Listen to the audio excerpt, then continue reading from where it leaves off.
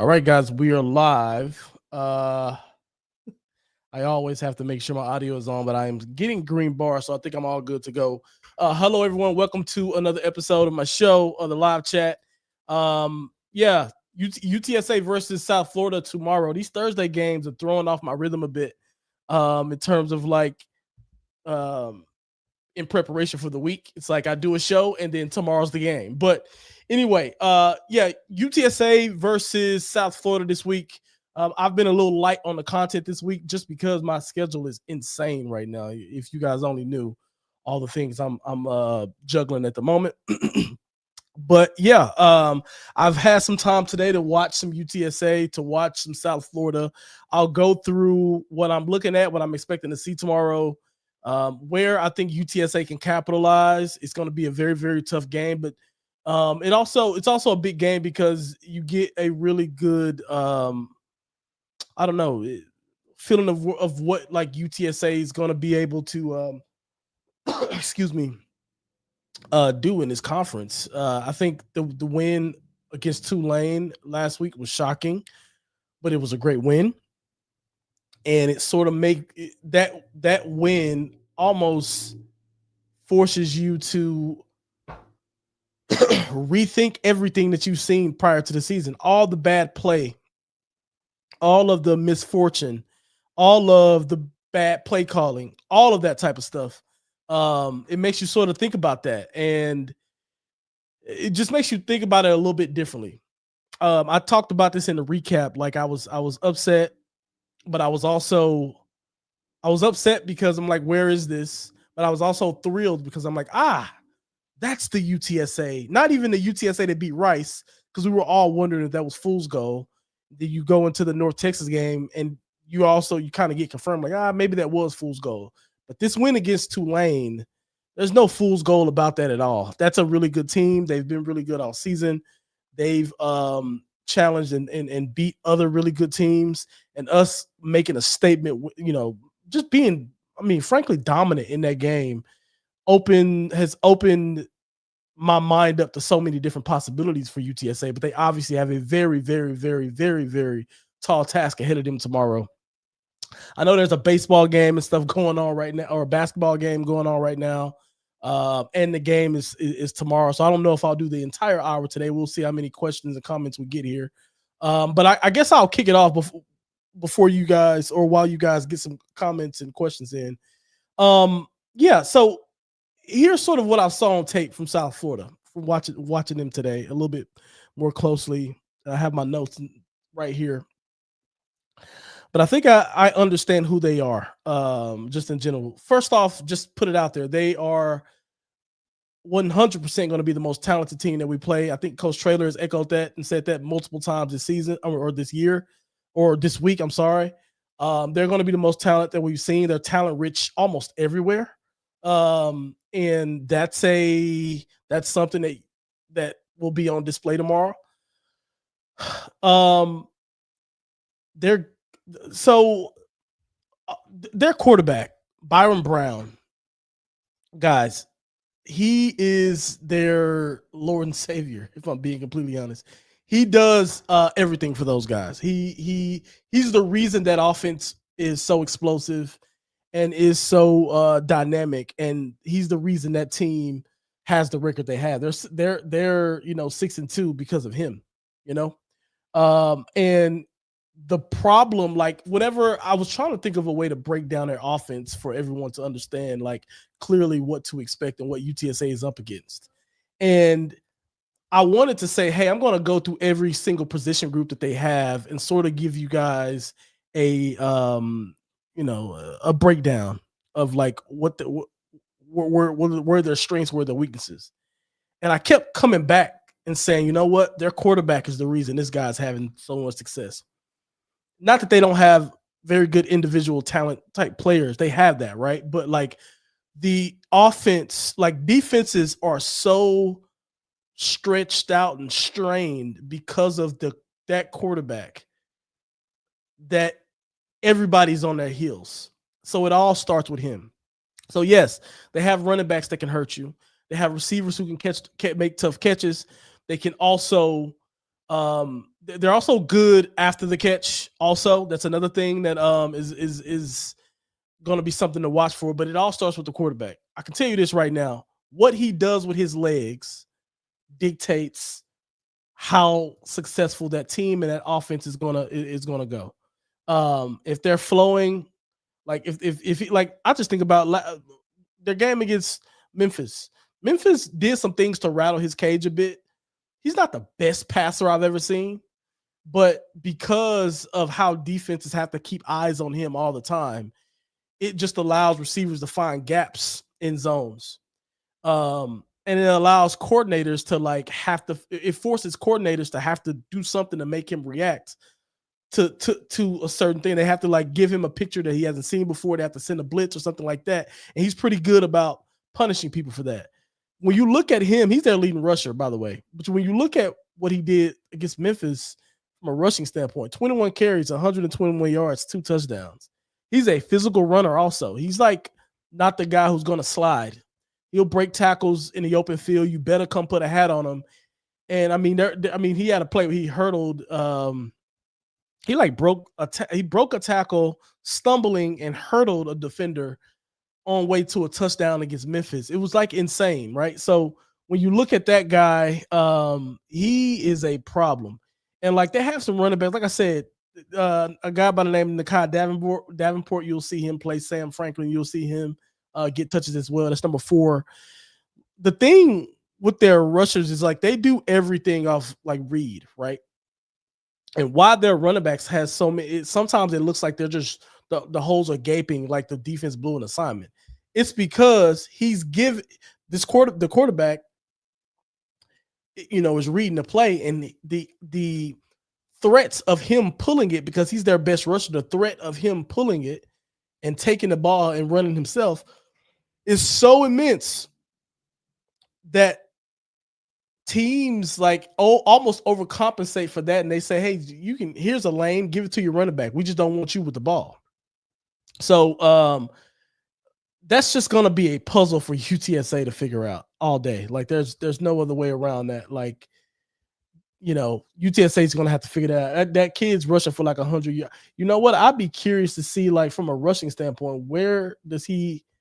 You know what? Let me find out. Of the American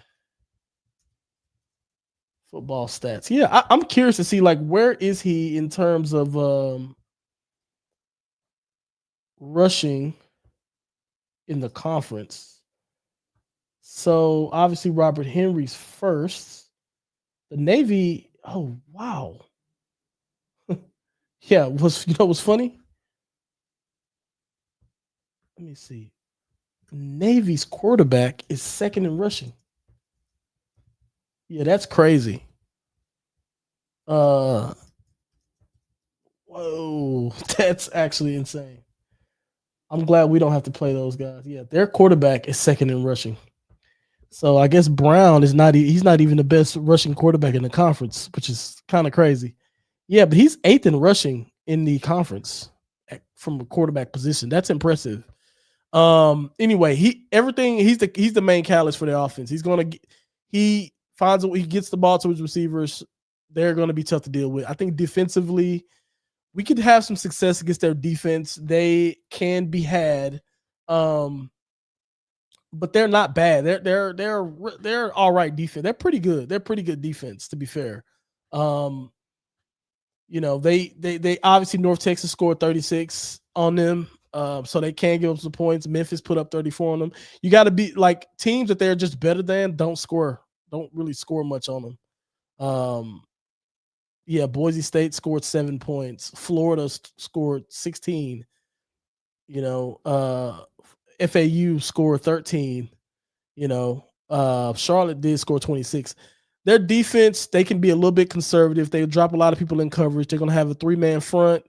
They got a lot of linebackers. So they like to have speed to be able to deal with some of the guys on the outside. So defensively, I think if UTSA's offense shows up the way they showed up against Tulane, we're going to give them problems. We're going to score a lot of points, and it could get interesting. Because I also think the defense The defense can get a little razzled, and at what we've seen against Memphis is like the offense can get a little razzled too. If you mix up the looks good enough, like you can make Brown make some poor decisions. He can be inaccurate at times. His throwing motion takes a long time. Like there's a way to win this game. But the UTSA that showed up last Thursday has to show up in Tampa tomorrow. If that UTSA doesn't show up, then it's going to be a long night. But if that UTSA shows up that we seen last week, anything can happen. Anything can happen. I'm not like, it's so funny. It's so crazy what a week will do to you, right? Last week, I was so down on the team and UTSA in general and what the product they've been putting on the field. And I had said I did not expect us. I did not pick us to win against Tulane. We did. And I basically said, yeah, we're going to probably be on a 3-game skid. North Texas, Tulane, and South Florida. And I'm looking at South Florida coming off a loss. They got to try to get get right. UTSA coming off of a win, a dominating win. One of those wins where like this proves something a little bit more than what a dominant performance against Rice would do, right? It proves that, like I've said this before, I said this weeks before, those guys in that locker room and on that team and in that staff have to, they have to prove things to themselves first. And I think what they did against Tulane, that's going to be a true confidence boost. That's a true confidence boost. And now we're dangerous. Now UTSA is dangerous.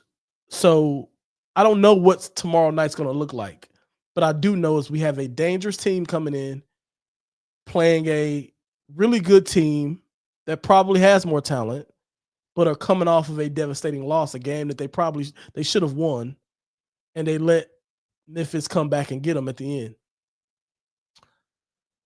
So you don't know, like, I think the moods in the locker rooms are vastly different, and we'll see how that plays out on Thursday or tomorrow night. I mean, yeah, it's going to be crazy. I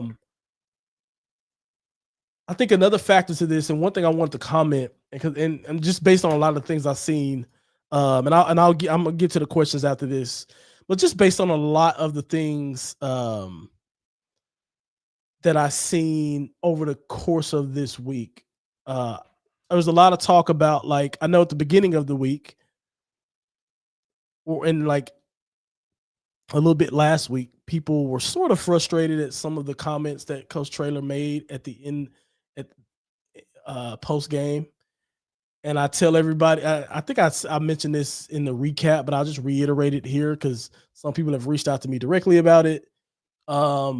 Listen, like, a coach and the team, they're going to take things personal when people criticize them. They're not going to think rationally about some of this stuff. They're going to react with emotion. And I can tell you, I've been one of the loudest voices, at least I think I have, in terms of like criticizing the offensive coordinator, which he was fantastic last week, and just criticizing some of the decisions, some of the QB play, all those types of things. And yeah, I think it's good that that Coach Traylor comes out and punches back, defends his team, defends his group. And I like that they're taking this us against the world mentality, because that's probably why they went out and performed the way they performed last week. So I'm all here for it. I don't think fans and supporters should take those sorts of things personal. Like, fair with the fans is just a term. He's just saying stuff. Like, it's not anything to take personal. But I'm excited for what they got another test. And here's the thing, like, even for me, I'm not even going in with the expectation. We've been awful on the road. I'm not even going in with the expectation that, UTSA must go out there and beat this South Florida team. It's a tough team to beat. They are probably better than us. Who knows? UTSA on their best day. I mean, what we seen last week, I don't know if they're better than that. They may or may not. We'll see tomorrow. like I said, if that team shows up, it's a whole different ball game. But what I will say is like, I just want to see the level of play start to be consistently around a high level. That's what I want. Because if that happens, I look at the latter part of our schedule and I'm like, hey, you know what? We could squeeze 7 games out of that. We can win out, after this, how many what is our record actually? Our record right now is 4-4. And we have South Florida tomorrow. And then we have Charlotte, East Carolina, and Army. Yeah, I could see us winning those 3 games, man. And yes, 7 games coming into this season is not great considering what the expectations were, but like I feel a little better about the season overall, And I don't know if I feel great, but I feel a little better, at least about the status of where UTSA is versus what it could have been if we went on a skid for the rest of the season.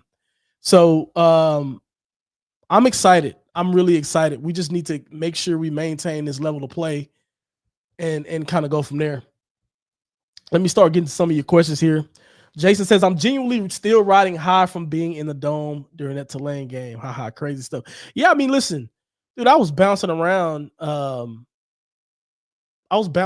Like crazy at watching the game. I remember like looking at my wife. I was like, hey, I honestly don't know how to react.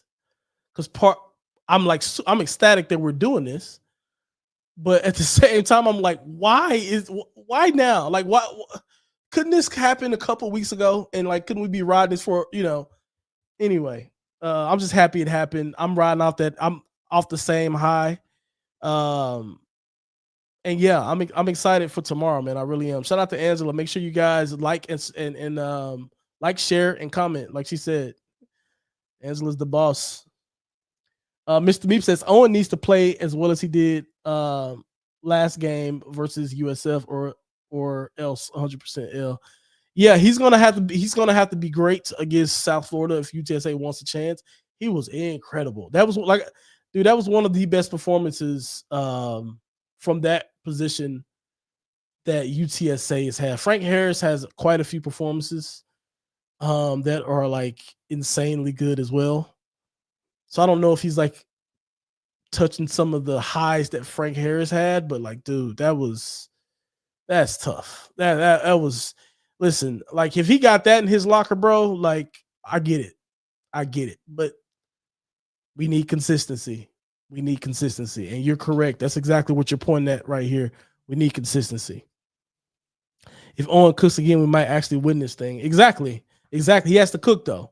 That's the thing. He has to cook. And I think like I'm not going to doubt the kid anymore.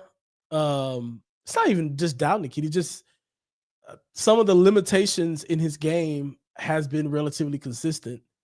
But yeah, I mean, last week he in that one game he showed that he can do everything. But all right, can you consistently do it? That's the next question he has to answer, and I hope he starts answering it. I mean, this season is starting to play out a lot like last season, right? We have a signature win and then boom, we start dropping the top. I think it's the black jerseys or something. Like, yeah, it gets crazy, bro. McLaurin Endurance fan. It was electric last Thursday in the dome with all natural crowd noise. Yeah, I know. Yeah, I mean that coach John Summerall, whatever his name, he made himself look really, really small last week with his comments and like just I don't know, just terrible. Speaking of electric, by the way, I'm thinking about buying a Tesla, y'all. I have some news I'm going to share later this year. And I'm getting another car, and I'm thinking about doing a Tesla. If anybody has a Tesla, or has an electric vehicle at all, please let me know in the comments what your experience is like. Because I am I've been like thinking about it for the last week or two, and I think I might pull the trigger, but let me know. Anyway, Jason says if we don't wear the black jerseys, we're losing 100%. Well, we're not wearing the black jerseys. They've already confirmed that. So, yeah, we're I think we're wearing white up top. Yeah, the white up top and blue at the bottom. I think that's what we're wearing based on what I seen from UTSA's little announcement that they made. Yeah, Jimmy Rourke was the guy. Yeah. So yeah, we got white jerseys, blue pants. So yeah, no black jerseys. Colonel Sanders says Byron Brown is a bad man. I think the dynamism he brings to USF offense will be too much for the runners to handle for a full game. I think UTSA can hold him for maybe a half. Yeah, they're not stopping that guy, Colonel. They're not going to stop him. That's not happening. No. What I will say though is, like I said, like we could be looking at a shootout if UTSA offense shows up. It could get interesting. We're not gonna stop that kid. He's gonna get his, but all we need to do is stop him for a half, because if they can't stop, if they can't stop UTSA, then yeah, if you stop him for a quarter, that could be the difference, But no, we're not gonna stop him. Nah, I don't think that at all. He has been at USF for a while, like Frank was. Yeah, I know, right? I know that time and experience in the program definitely gives you an edge. Eric says, I want Owen to play well, obviously, but more more so for the fact because he's shown his play at home compared to the road. He's shown to be poor on the road. Yeah, I don't know what it is, man. The whole team. His play has not been great on the road, but our team just does not perform well on the road. The play calls just don't seem great on the road. Like everything on the road is just completely different. But it's something about being in that Alamo Dome that everything just works. Everything just seems to work out, Weird that a team can be like a Jekyll and Hyde situation. It's just weird. It's weird. What do you think of Coach Traylor's comments basically saying Owen's been secretly hurt this entire time? Is it a way to address the negativity, or have we just been blind to seeing him clearly being hurt? So I've been knowing he's been hurt for a while. But like,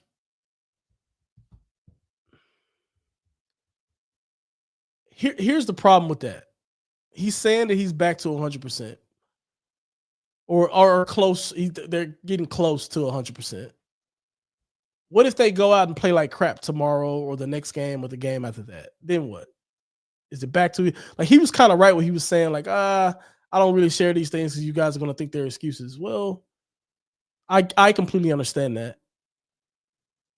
But at the end of the day, if they are making the choice to put someone who is hurting out there on the field, you have to grade. You can't grade on a curve because that defense that he's playing against is not going to play on a curve, So watching, like I can't come on here and say, hey, Owen played terrible, but he's hurt, so I'm gonna give him a pass. No, I have to watch the game. He's healthy. Like the thing is, are you healthy enough to play? Like that's either a yes or no. If you are, you're expected to perform at a high level that's going to be able to get you wins. Period. So it makes it a little tricky to evaluate somebody in that way because you don't know how much like you don't know what exact pain they're feeling and how that is actually impacting the play. Like every single player who's playing for UTSA right now has some kind of banged up, they're aching somewhere.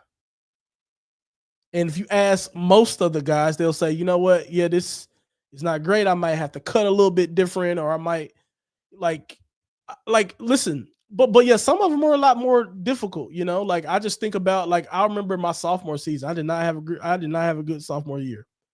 It was probably one of my worst. That probably was my worst year at UTSA. And this is redshirt sophomore year, my second season. And just to kind of give you guys a little story about that, like I remember, so right before the South Alabama game to start the season, first game of the year, dude, I sprained my ankle in warmups. Bad cut, ankle sprain. They took me to the back, spatted me up. That was the first time a UTSA player wore spats. Was me, South Alabama. This was 2012. Yeah, 2012. But they spatted me up. They gave me all these pain meds. And I mean, they spatted me up all the way up. And if you know what a spat is, basically they put tape over the shoe, all the way over the shoe, up through the ankle, and they went halfway up my leg. And they gave me all this pain stuff, and I was able to play. And for that game, I wasn't 100%, but I was okay to play. But I remember, like, I was on crutches after the game. Ankle was, like, super swole. I missed 2 games after that. And I remember, and this is just the reality of football, I think whoever came in, who walked into the starting lineup when I was out, I think they were playing well, and I was like, yo, I got to get back on the field. And I rushed myself back. And I just was not able to, I just wasn't able to, like, I wasn't able to do some of the things I needed to do to be good or whatever. And that type of stuff happened. It happened in my junior year also. MCL sprain my junior year. Well, I had 2 things my junior year. I had an MCL sprain, and I got I take like steroid inhalers, and I actually had like a freaking infection that I caught that like literally put me out for like did I miss 2 games? I missed a game away at Tulsa, and I missed I might have missed 2. I think I missed 2 games that year from us. I lost 40 pounds, y'all, in like 9 days. I couldn't eat. Like, it wasn't 40 pounds, it was like more like 35, but I lost like 35 pounds in 9 days. It was terrible. And I came back Tulane. There's pictures of me. I played Tulane at like 165 pounds. I could barely, I mean, I didn't practice that week. We were running a dime package, so they was like, we got it. We need you for at least 20 plays. I played more than that. But yeah, I was like, so anyway, I lost 30 pounds. I had to build that stuff up for the rest of that season. And I couldn't get back to playing well for the rest of that season because of the injury and the sickness and trying to rebuild my body. My only like healthy seasons was year 1 and then my senior year. But like I say all that to say is like it impacts people differently. And there could be a case of him talking about McCown. There could be a case of McCown just is going through that type of situation and he can't be his best self. Like, I don't know what it is. I don't want to go into details of the injury stuff that I sort of know. I don't think it's the appropriate forum to I don't know. It's basically what I heard from like people who are very, very close to the situation that I trust. But yeah, I just hope he's okay. I hope it's not impacting his stuff. But the thing is, it's like, trust me, even though I was going back to my situation, even though I was hurt and I was battling all these things that was hurting my play, the fans definitely let me know how they felt. They didn't care. The coaches definitely let me know how they felt after a game. They didn't care. If you're out there, you got to play, and you got to play to a high level. That's just how it goes, man. Crazy. Eric says, I was also curious on that. There's reports that after Tulane, it was clear that McCown was hurt in this season. Is it fair to say that we should expect good play moving on?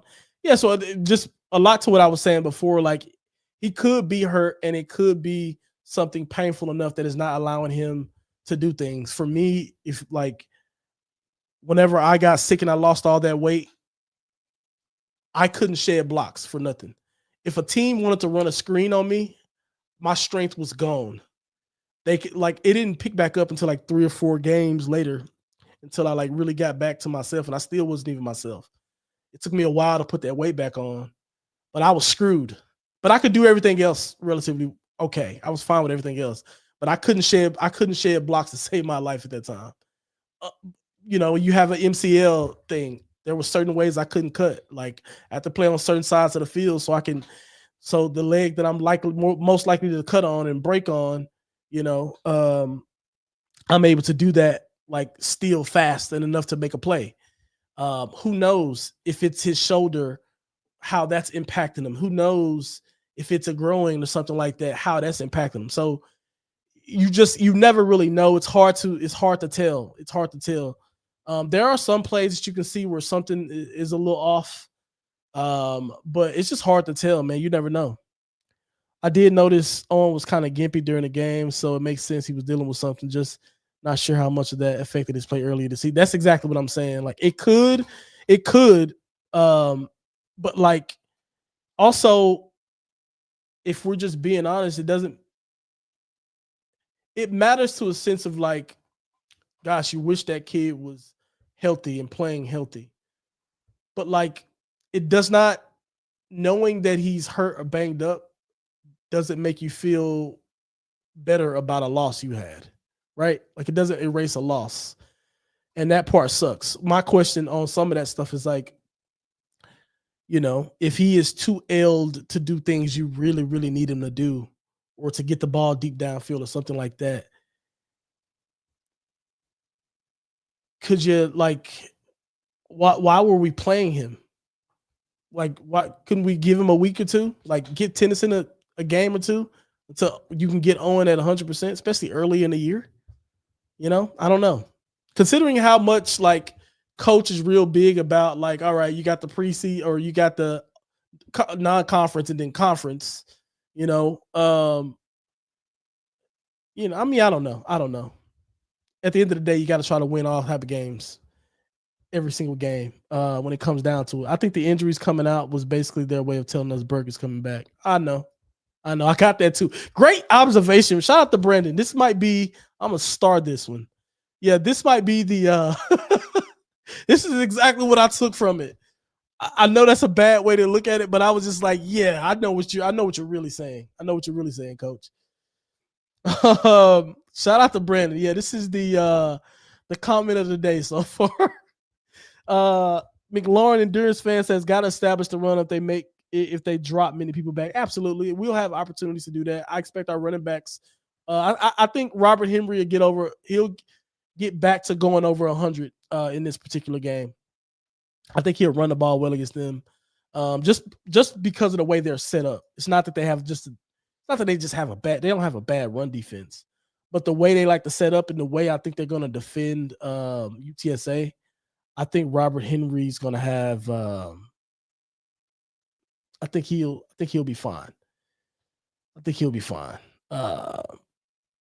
They're pretty good against the run, actually. If you go back and look at some of the numbers, they're not bad against the run. Correct me if I'm wrong, but aren't we on a 9-game losing streak on the road? If so, I bet Traylor will refuse to make that double digits. Feel like we got a chip on our shoulder. I definitely feel like we got a chip on his shoulder because Traylor has shown that he has a chip on his shoulder. His team is operating with a chip on their shoulder. They hear the noise. They hear what people are saying. They hear, I'm sure people react to some of the stuff that is out there. We do podcasts. We do live chats like this. I don't know. I mean, it's a problem, though. It's a problem. It is not a great look on Traylor. It's like one of the Traylor doesn't have many stains on his UTSA resume. This is one of them. The road performances have to be better. Have to be better. I'd say we are competitive and lose by 13 with good play. You never know with this work. I mean, I'd be all right with that. You think he'd refuse a 3-game road losing streak? You think he'd refuse it? Yeah. I hope so. We definitely have to just clean up the road stuff, man. It's terrible. Tulane had no respect for us when they tried to fake the extra point on the first shot. I know, right? I'm so glad Tulane got dog walked. Oh my days. I'm so glad they got dog walked. So glad. They're just Tulane, man. Ugh. I lost a lot of respect for some of the Tulane folks, man. Not that they care, but Trimex Soccer says, you never know with this team. I wouldn't doubt an upset. I'm just happy that the bowl game is in sight. Yeah, we definitely should be going bowling this year. You never know. Like I'm just not even gonna say who I think is gonna win. I'm not gonna do a prediction. I'm just gonna watch. Cause if what we seen last week is the new normal for UTSA, they'll win tomorrow. That team played incredible. Coach Traylor was coach of the week. Burke was OC of the week. I tell all my friends when they doubt my runners, you have to believe go runners. Yeah, I mean, listen, they all deserved it. They all deserved it, 100%. If we can pull off this string of games coming out on top, that Temple game is going to hurt so much. I know. I'm already thinking about it, but I'm trying to take it one day at a time, one game at a time, and 1 week at a time. But yeah. I mean, last week screwed my mind up on UTSA just in general. I don't even know. I didn't put out an article this week. I started writing it, read it, didn't like it. I wrote another one, read it, didn't like it. And I don't know. I genuinely don't know. I don't like. It's hard for me to put my thoughts together on like what this team is, who they are, what's the actual identity, the coaches. I still feel the same about Burke, even though he was fantastic last week. It's tough. It's tough. Losing all those games last year felt worse than this year or better than this year. Felt worse. Losing all those games last year felt worse than this year. Not to me. Last year I was not that I was okay with the loss. I just expected we had a new nucleus. These losses hurt a lot more, in my opinion, because I had so many expectations, right? So many expectations for UTSA. Insurance is high. You better shop your insurance before you buy. Reach back. I can give you a quote. All claims only go through Tesla. Interesting. Thank you for that, Angela. So I'm used to high insurance. I have a fleet. I have a fleet of Porsches in my garage right now. My wife has one. I have two. So I'm used to high insurance. Yeah. You have to. We may have to talk. I need to know a little bit more about the insurance because if it's higher than those insurance, then yeah, I definitely will have to rethink. The Tulsa game still haunts me to this day. I was not there. Will you be doing any live? Actually, it's not the Tulsa game you're thinking about. That Tulsa game, the game I'm talking about, we won. The one that I missed, we won, and I remember being so jealous because they were sending me videos of like celebrating in the locker room, and I'm like, oh my god, I'm not there. Anyway, will you be doing any watch along for the game? I prefer your commentary over the ESPN feeds. I appreciate that. I don't know yet. I don't know. If enough people request it, I will certainly do it. I don't know yet though. I haven't made plans for it. I'll probably do. I'm certainly going to do a recap after the game. That's sort of what I plan for. But yeah, if folks want a live chat, I might do something. Around that. I think the hurt narrative for Owen puts a high expectation on him now. That many will start to expect a high level of play of last week. Obviously not exact, but great play nonetheless. Well, I think regardless of what we should have a high expectation of him, you know. We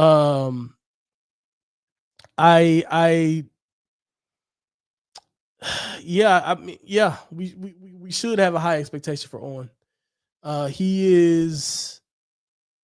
He can be really good. The injury stuff is tricky. It does put a little bit more pressure because now it's like I said earlier, like if he doesn't play well, then what? You know? But yeah, we'll have to see.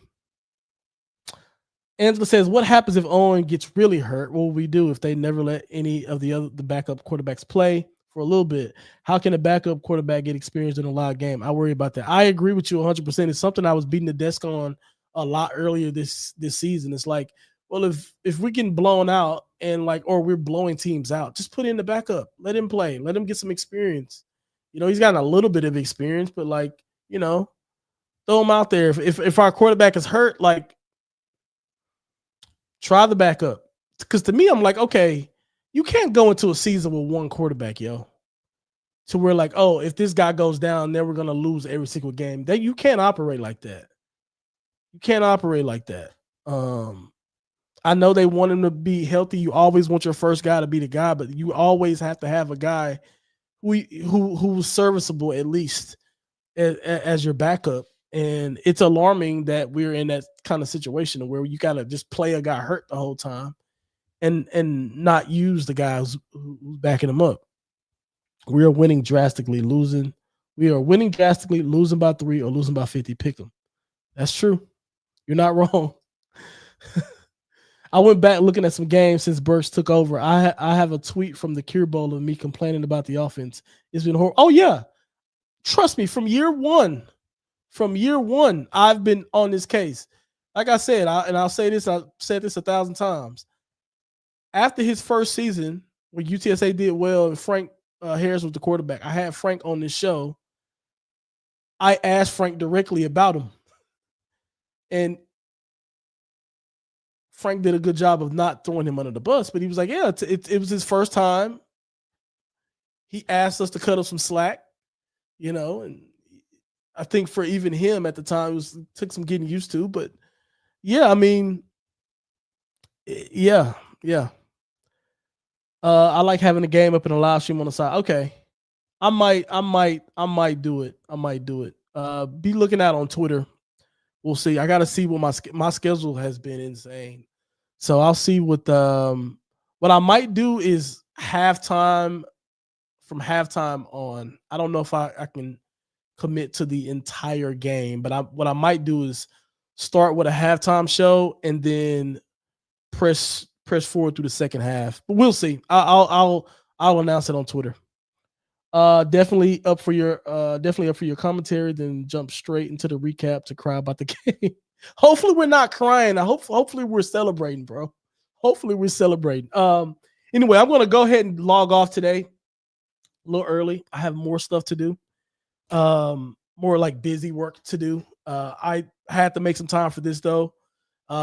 Hopefully my schedule dies down a little bit and I can get back to doing a lot of the content stuff. But yeah, man, work is crazy. The fourth quarter is super crazy, and I got all this other stuff that I'm working on that is taking up a ton of time, but had to make time for you guys and the show and the UTSA Roadrunners. Anyway, catch you guys tomorrow. We're gonna do something on this channel tomorrow for the UTSA and South Florida game. So yeah, birds up, man. Let's go get them. Peace.